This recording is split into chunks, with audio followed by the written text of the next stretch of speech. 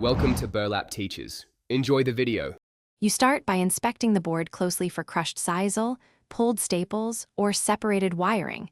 This tells you whether a patch or deeper repair is needed.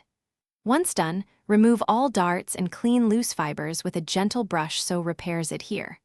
Make sure to gather needle nose pliers, a staple remover, wood glue, and a small sisal patch or a replacement segment. This early assessment saves time because you'll act only on damaged areas rather than replace. You now perform the detailed middle work. Remove any bent wires or staples that snag darts, being careful not to warp the frame. Next, trim frayed sisal only to solid fibers to create a clean edge. This prevents the tear from running. Then apply a thin bead of glue beneath the damaged area and press a sisal patch firmly into place.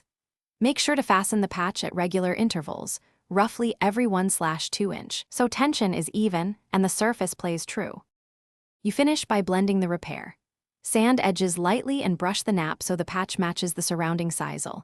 Then let glue cure for 12 to 24 hours. Once cured, reinstall any wiring or staples flush with the surface and test with several light practice throws to confirm darts stick cleanly.